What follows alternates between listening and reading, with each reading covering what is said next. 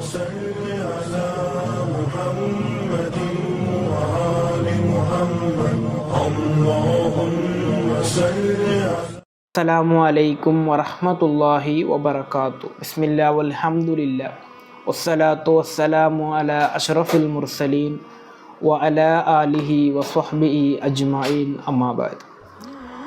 ನಾವು ಆಹಾರವನ್ನು ತಿನ್ನುವಂತಹ ಸಂದರ್ಭದಲ್ಲಿ ಆಹಾರ ಕೆಳಗೆ ಬಿದ್ದರೆ ಅದನ್ನು ನಾವು ನಿರ್ಲಕ್ಷಿಸ್ತೇವೆ. ಪ್ರವಾದಿ ಸಲ್ಲಲ್ಲಾಹು ಅಲೈಹಿ ವಸಲ್ಲಮರು ಅಂತಹ ಆಹಾರವನ್ನು ಕಂಡು ಆಯಿಷಾ ರಲಿಯಲ್ಲಾಹು ಅನ್ಹಾರವರೊಂದಿಗೆ ಹೇಳಿದಂತಹ ಒಂದು ಮಾತಿದೆ. ನಿರ್ಲಕ್ಷಿಸುವಂತಹ ನಮ್ಮಂಥ ಜನರು ಖಂಡಿತವಾಗಿ ಆ ಒಂದು ತರಗತಿಯನ್ನು ಕೇಳಲೇಬೇಕು. ಇಮಾಮ್ ಇಬ್ನು ಮಾಜಾ ರಲಿಯಲ್ಲಾಹು ಅನ್ಹುರವರು ವರದಿ ಮಾಡಿದಂತಹ ಹದೀಸ್, ಆಯಿಷಾ ರಲಿಯಲ್ಲಾಹು ಅನ್ಹಾರವರಿಂದ ನಿವೇದನೆ. ಕಾಲತ್ ಮಹದಿಯವರು ಹೇಳುತ್ತಾರೆ, ದಖಲನ್ ನಬಿಯು ಸಲ್ಲಲ್ಲಾಹು ಅಲೈಹಿ ವಸಲ್ಲಂ ಅಲ್ ಬೈತ. ಪ್ರವಾದಿ ಸಲ್ಲಲ್ಲಾಹು ಅಲೈಹಿ ವಸಲ್ಲಮರು ನನ್ನ ಮನೆಗೆ ಪ್ರವೇಶಿಸಿದರು. ಫರಆ ಕಿಸ್ರತನ್ ಮುಲ್ಕಾತನ್. ಪ್ರವೇಶಿಸುವಂತಹ ಸಂದರ್ಭದಲ್ಲಿ ಒಂದು ತುಂಡು ರೊಟ್ಟಿ ಅಂದರೆ ಕೆಳಗೆ ಬಿದ್ದದನ್ನು ಪ್ರವಾದಿ ಸಲ್ಲಲ್ಲಾಹು ಅಲೈಹಿ ವಸಲ್ಲಮರು ಕಾಣ್ತಾರೆ. ಫಅಖದಹ. ಪ್ರವಾದಿ ಸಲ್ಲಲ್ಲಾಹು ಅಲೈಹಿ ವಸಲ್ಲಮರು ಆ ರೊಟ್ಟಿಯ ತುಂಡನ್ನು ತೆಗೆದು ಫಮಸಹ, ಅದನ್ನು ಸವರಿ ಅಂದರೆ ಅದರಲ್ಲಿ ಆದಂತಹ ಮಣ್ಣಿನ ಧೂಳಿನ ಕಣಗಳನ್ನೆಲ್ಲ ತೆಗೆದು ಸುಮ್ಮ ಅಕಲಹ, ನಂತರ ಅದನ್ನು ತಿಂದರು. ವಕಾಲ.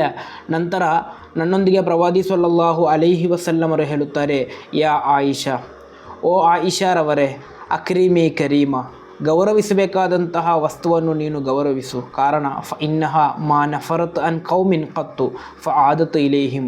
ಯಾವುದೇ ಒಂದು ಸಮೂಹ ಅಥವಾ ಸಮುದಾಯ ಒಂದು ವಸ್ತುವನ್ನು ಬೇಡ ಎಂದು ನಿರ್ಲಕ್ಷಿಸಿದರೆ ಮತ್ತೆ ಆ ಸಂಗತಿ ಅದು ಅವರಿಗೆ ಮರಳುವುದು ಕೆಲವೊಮ್ಮೆ ಅಸಾಧ್ಯವಾಗಬಹುದು. ಅಂದರೆ ನಮಗೆ ಅಲ್ಲಾಹನು ನೀಡಿದಂತಹ ನ್ಯಾಮತ್ತಾಗಿದೆ ಆಹಾರ ಎಂಬುದು. ಅದನ್ನು ನಾವು ಕೆಳಗೆ ಚೆಲ್ಲಿ ಅದನ್ನು ನಾವು ನಿರ್ಲಕ್ಷಿಸುವುದಾದರೆ ಅಲ್ಲಾಹನು ನಮಗೆ ನೀಡುವಂತಹ ಆ ಒಂದು ನ್ಯಾಮತ್ತನ್ನು ನಮ್ಮಿಂದ ತಡೆ ಹಿಡಿಯಲು ಅದೊಂದು ಕಾರಣವಾಗಿರಬಹುದು. ಆದ್ದರಿಂದ ದಾರಿದ್ರ್ಯ ಉಂಟಾಗಲು ಕೂಡ ಅದೊಂದು ಕಾರಣವಾಗಬಹುದು.